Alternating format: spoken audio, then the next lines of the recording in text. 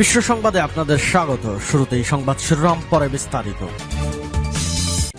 দখলদার ইসরায়েলি বাহিনী এবং ফিলিস্তিন পুরোদমে যুদ্ধ চলছে, জানিয়ে দেব হাতে থাকা সর্বশেষ আপডেট আন্তর্জাতিক সংবাদ। প্রথমেই সংবাদ শিরোনাম। প্রথমেই জানিয়ে দেব গাজায় ব্রিটিশ সেনা মোতায়েন হলে তারা লক্ষ্যবস্তুতে পরিণত হবে। এরপর জানিয়ে দেব যুদ্ধক্ষেত্রে রূপ নিয়েছে ইসরায়েল বিরোধী বিক্ষোভ।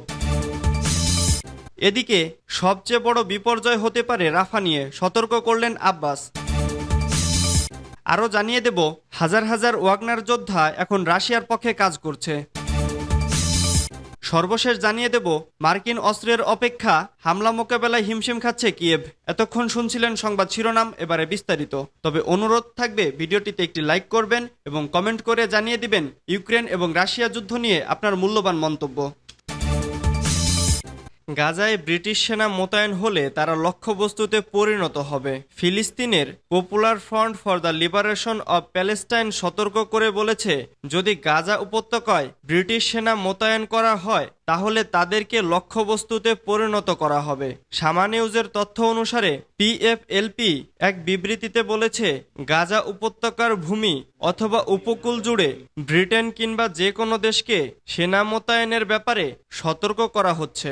গাজা উপত্যকায় ব্রিটিশ সেনা মোতায়েন করার পরিকল্পনা নেওয়ার কারণ হচ্ছে তাদের উপনিবেশবাদী চিন্তা ভাবনা এবং দখলদার ইসরায়েলের নিরাপত্তা দেওয়া। পিএফএলপি তাদের ওই বিবৃতিতে বলেছে, যেসব দেশ আমাদের জনগণকে সাহায্য করতে চায় তাদেরকে প্রথমে ইসরায়েলি সেনাদের হামলার জন্য চাপ সৃষ্টি করতে হবে, অবরোধ ভাঙতে হবে এবং গাজার লোকজনের তত্ত্বাবধায়নে সমগ্র গাজা উপত্যকায় ত্রাণ সামগ্রীর অবাধ প্রবেশাধিকার দিতে হবে।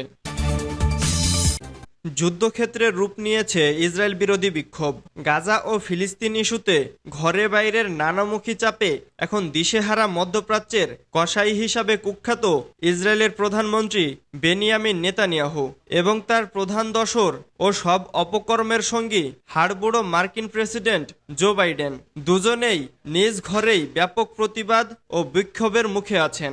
ইসরায়েল বিরোধী বিক্ষোভে এখন উত্তাল যুক্তরাষ্ট্র। দেশটির বিশ্ববিদ্যালয়গুলোতে চলমান বিক্ষোভ নিয়ে অস্বস্তিতে বাইডেন প্রশাসন। এবার ইসরায়েল বিরোধী বিক্ষোভ দমাতে ব্যাপক ধরপাকড় চালালো পুলিশ। এরই মধ্যে 900 জনকে গ্রেপ্তার করা হয়েছে। বিক্ষোভকারীদের সঙ্গে পুলিশের সংঘর্ষও হচ্ছে। সব মিলিয়ে আমেরিকার বিশ্ববিদ্যালয়গুলোর ক্যাম্পাস অগ্নিগর্ভ হয়ে উঠেছে, যেন পরিণত হয়েছে যুদ্ধক্ষেত্রে। পুলিশি অত্যাচারের পরেও আন্দোলনরত শিক্ষার্থীরা বলছেন তারা গাজাবাসীর সঙ্গে রয়েছে। তাদের দাবি, যুক্তরাষ্ট্রের বিশ্ববিদ্যালয়গুলো যেন ইসরায়েলের সঙ্গে বিনিয়োগ বন্ধ করে দেয়। এই মুহূর্তে আমেরিকার যুক্তরাষ্ট্রে 30টির বেশি বিশ্ববিদ্যালয়ে ইসরায়েল বিরোধী বিক্ষোভ চলছে। গত কয়েকদিন আগে থেকেই ফিলিস্তিনের সমর্থনে চলা বিক্ষোভে অংশ নিয়েছিলেন আটলান্টার এমোরি ইউনিভার্সিটির অধ্যক্ষ ক্যারোলিন ফহলিন। তাকে রীতিমতো রাস্তায় ফেলে ধস্তাধস্তি করে গ্রেপ্তার করে মার্কিন পুলিশ। আটলান্টা পুলিশ ও জর্জিয়া ট্রুপার্স নামের বাহিনী আন্দোলনকারীদের তাঁবু উচ্ছেদে এমোরি ইউনিভার্সিটিতে যৌথ অভিযান চালিয়েছে। সেখানে 28 জনকে গ্রেপ্তার করেছে পুলিশ। এমোরি ইউনিভার্সিটির অধ্যাপক এমিল কেমে বলেন, পুলিশ আন্দোলনকারীদের সরে যেতে বাধ্য করছে, মনে হচ্ছে যুদ্ধক্ষেত্রে রয়েছি। সবচেয়ে বড় বিপর্যয় হতে পারে রাফা নিয়ে সতর্ক করলেন আব্বাস। ফিলিস্তিনি কর্তৃপক্ষের প্রেসিডেন্ট মাহমুদ আব্বাস রাফায় ইসরায়েলের সম্ভাব্য হামলার পরিণতি সম্পর্কে সচেতন করেছেন। তিনি বলেছেন, ইসরায়েল যদি রাফা শহরে আক্রমণ করে তাহলে ফিলিস্তিনি জনগণের ইতিহাসে সবচেয়ে বড় বিপর্যয় ঘটবে। ইরানের রাষ্ট্রীয় বার্তা সংস্থা ইরান জর্ডানের এমন নিউজ ওয়েবসাইটের বরাত দিয়ে এ তথ্য জানিয়েছে। এতে বলা হয়েছে, রোববার সৌদি আরব আয়োজিত ওয়ার্ল্ড ইকোনমিক ফোরামের বিশেষ বৈঠকে আব্বাস এ মন্তব্য করেন। তিনি জোর দিয়ে বলেন, ইহুদিবাদী শাসক রাফা আক্রমণ করলে ফিলিস্তিনি জনগণের ইতিহাসে সবচেয়ে বড় বিপর্যয় ঘটবে। এজন্য তিনি রাফায় ইসরায়েলের হামলা এড়াতে যুক্তরাষ্ট্রের প্রতি আহ্বান জানান। এ সময় মাহমুদ আব্বাস পশ্চিম তীরের পরিস্থিতি নিয়ে উদ্বেগ প্রকাশ করেন। তিনি বলেন, একটি ভয় রয়েছে যে ইসরায়েলি শাসক গোষ্ঠী ফিলিস্তিনিদের পশ্চিম তীর থেকে জর্ডানে বাস্তুচ্যুত করবে এবং কোনো পরিস্থিতিতেই আমরা ফিলিস্তিনিদের তাদের মাতৃভূমির বাইরে বাস্তুচ্যুতকে মেনে নেব না। ফিলিস্তিনি প্রেসিডেন্ট জোর দিয়ে বলেন, জর্ডান এবং মিশর ফিলিস্তিনিদের বাস্তুচ্যুত করার জন্য দৃঢ় বিরোধিতা করেছে।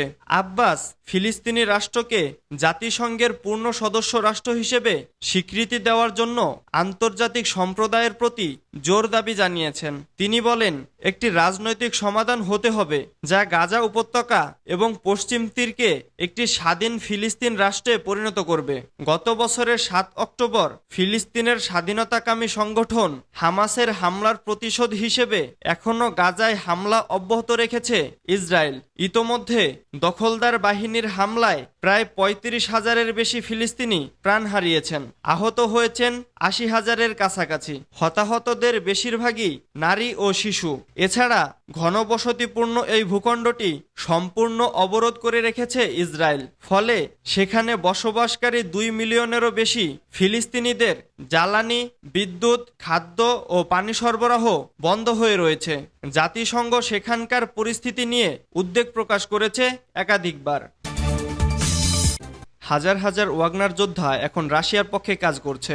ইয়েভজেনি গ্রিগোজিনের মৃত্যুর 7 মাস পর তার ব্যক্তিগত সেনাবাহিনী ওয়াগনার গ্রুপ এখন রাশিয়ার প্রেসিডেন্ট ভ্লাদিমির পুতিনের প্রতি আনুগত্য প্রকাশ করেছে এবং ক্রেমলিনের এজেন্ডা অনুসরণ করছে।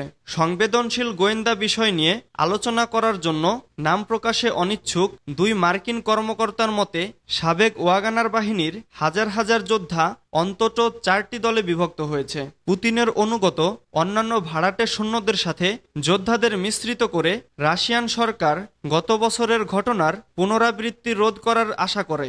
যখন একটি ঐক্যবদ্ধ ওয়াগনার পুতিন এবং তার প্রতিরক্ষা মন্ত্রণালয় চালু করেছিল, পুনর্গঠনের উদ্দেশ্যের একটি অংশ হল সার্বিক কার্যক্রমের উপর আরও নিয়ন্ত্রণ আছে কিনা তা নিশ্চিত করা।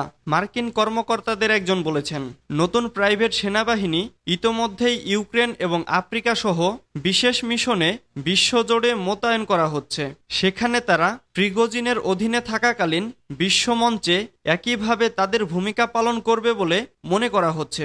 কর্মকর্তারা বলেছেন, পুনর্গঠিত আধা সামরিক গোষ্ঠীগুলি ইতোমধ্যে বাইডেন প্রশাসনকে নাইজার এবং চাদ থেকে সৈন্য প্রত্যাহার করতে বাধ্য করেছে।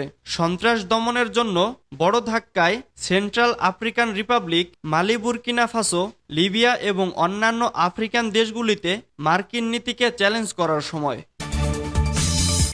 মার্কিন অস্ত্রের অপেক্ষা, হামলা মোকাবেলায় হিমশিম খাচ্ছে কিয়েভ। দীর্ঘ প্রতীক্ষার পর মার্কিন কংগ্রেস অবশেষে বিশাল অঙ্কের সামরিক সহায়তার প্রস্তাব অনুমোদন করলেও বাস্তবে সেই সহায়তার সুফল পেতে সময় লাগছে। মার্কিন প্রশাসন অবিলম্বে অস্ত্র, গোলাবারুদ ও সামরিক সরঞ্জাম পাঠানোর কাজ শুরু করে দিয়েছে। তবে হস্তান্তর থেকে শুরু করে সেগুলো মোতায়েন করতে অবশ্যই অনেক ধাপ পার করতে হচ্ছে। এমন দুর্বলতার সুযোগ নিয়ে রাশিয়া ইউক্রেনের ওপর হামলার মাত্রা বাড়িয়ে দিয়েছে। রবিবার ইউক্রেনের সামরিক বাহিনীর শীর্ষ কমান্ডার ওলেকজান্ডার সিরস্কি জানিয়েছেন, পূর্ব প্রান্তে 3টি গ্রাম রাশিয়ার দখলে চলে গেছে। আগেই বেদখল হওয়া আভদিভকা শহরের কাছে রুশ সেনাদের তৎপরতা বেড়েই চলেছে। খার্কিভ শহরের কাছে রুশ সেনার সংখ্যা বেড়ে চলায়ও দুশ্চিন্তা প্রকাশ করেন সিরস্কি। রাশিয়ার প্রতিরক্ষা মন্ত্রণালয় দোনেৎস্ক এলাকার একটি গ্রাম দখলের দাবি করেছে। শুধু অস্ত্র নয়, যথেষ্ট সেনার অভাবের কারণেও ইউক্রেনের সেনাবাহিনী পিছু হটতে বাধ্য হচ্ছে। আরও কম বয়সী পুরুষদের সেনাবাহিনীতে ডাকার পথ সুগম করতে আইন পাশ হলেও সেই সিদ্ধান্ত কার্যকর করতে সময় লাগছে। ইউক্রেনের প্রেসিডেন্ট ভ্লাদিমির জেলেনস্কি আন্তর্জাতিক সহযোগীদের উদ্দেশ্যে আরও দ্রুত অস্ত্র সরবরাহের আবেদন জানিয়েছেন। রাশিয়ার হামলা মোকাবেলা করতে নিয়ন্ত্রণ রেখায় প্রতিরোধ চালিয়ে যেতে সেই সহায়তার গুরুত্ব তুলে ধরেন তিনি।